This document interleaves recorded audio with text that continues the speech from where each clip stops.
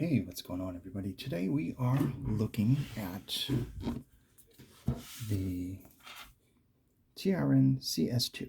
Wow, there are so many models of Trn out right now. A lot of these companies are just popping out the models. KZ, CCA, Belon, and of course Trn. Dynamic drivers, in-ear monitors. Okay. Simple box. On the back you have the specs right there. Nothing other than the chips inside of it. Get a few tips. It is 22 ohms, which isn't too bad. For some reason, these things just drive this extremely easy. People have noted that it can damage the ears because they get so loud. So just be careful when you're like turn your amplifier, your phone, whatever, down first, and then always do that. Work your way up, and never leave like your amp like here. Never leave this up. Always put this down to a level that is lower than you would.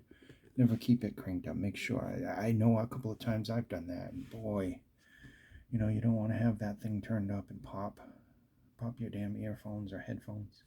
So we got 22 ohms. We got 106 decibels. 20 to 20 kilohertz. 3.5 millimeter. Plug length is 1.2 meters. It is a 2-pin. They never tell you, but it's looks like a QDC. Let's pop that out. There it is right there. Looks like a QDC to me. Simple design. I think this comes in clear in this color. I don't think it comes in a variety of colors. It's a plastic body. It's got the typical TRN. Very tight. I don't want to rip these. Jeez. Very tight chips on there. Big old metal nozzle. Nice length there. Overall, some mesh. And we'll try to put these back on without embarrassing ourselves because this is rather tight. And I'm trying to look through the monitor to do this. Jeez. Those are on there good. Yeah, all right, we got it. So anyway, nothing but the CS2 logo on it right there. I think the clear would have looked better, but this pair looks decent enough, especially for the price of these. Very cheap right now. There's obviously a single dynamic driver. I mean, there are literally a ton of very low-cost single dynamic driver ones out there. Just from TRN alone, there's a whole bunch of them now. I like single dynamic drivers, but I think ultimately sometimes they need a balanced armature thrown in there. Not always. I have definitely some very expensive single dynamic drivers that sound amazing and actually have good details. Like the NF Audio, that's a single dynamic driver, and that thing has some amazing details to it. All right, so these are very easy to drive. You don't need to run these balanced. If you want to, just remember, keep the volume down and everything. Seriously, these are just very easy to drive. Very simple, very nice shape, fits in the ear, they're comfortable. Build quality is average. I mean, it's just what every other one, KC and stuff, is like. There's no metal backplate, but they're still built decent. I wouldn't want to step on these. They sound good. I mean, it's a nice, fun-sounding IM. Someone just got in my eye. Excuse me. They're easy to drive. They're easy to travel with.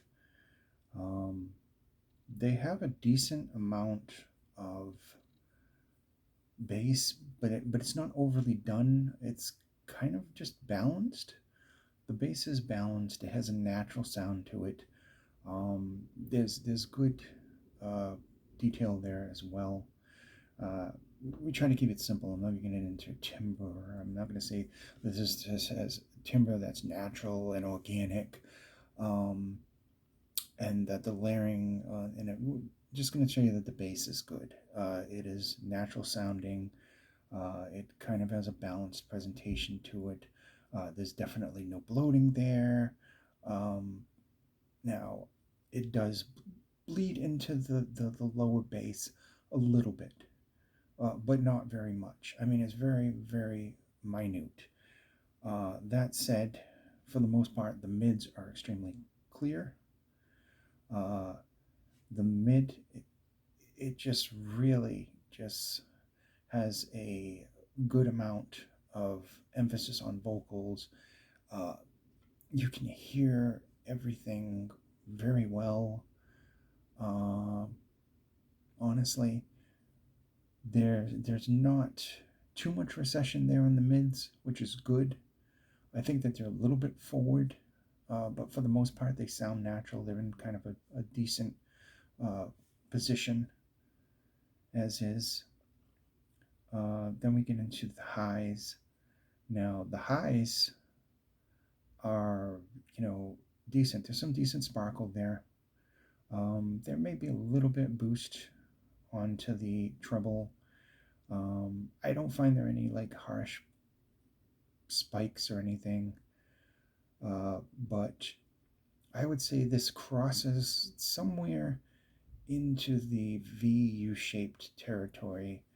Um, they're pleasant, and it's not going to be a treble head. I am by any means. Just overall, kind of a fun presentation there.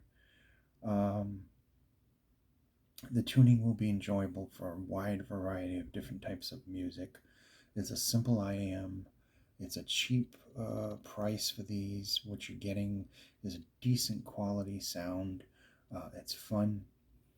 It's not going to, it's got mids that are decent.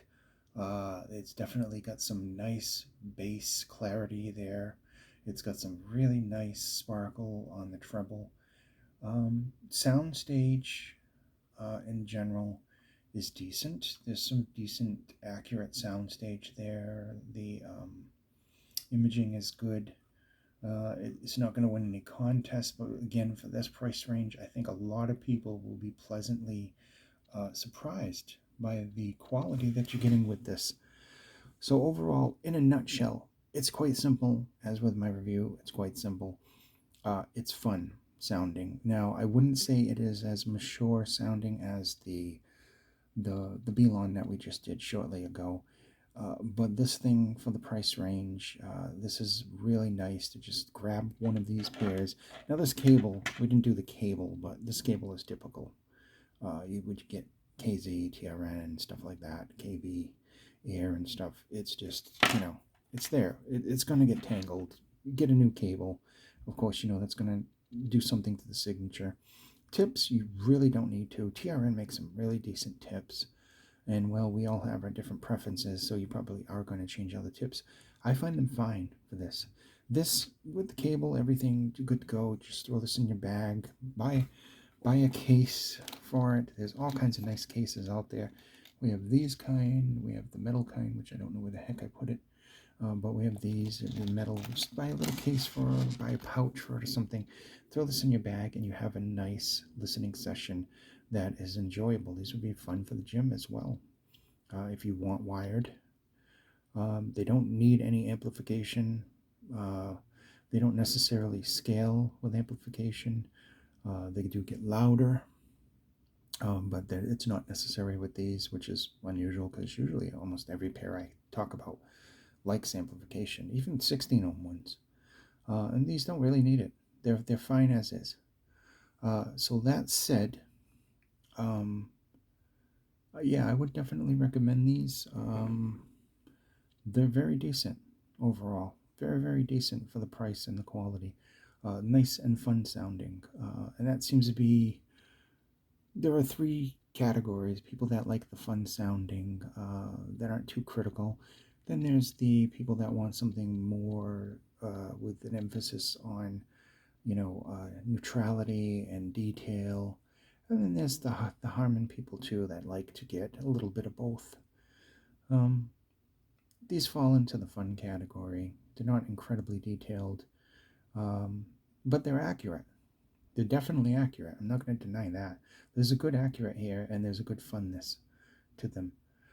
Thanks so much for watching, and I hope this video was informative, and I'll see you somewhere on the internet. Please be safe.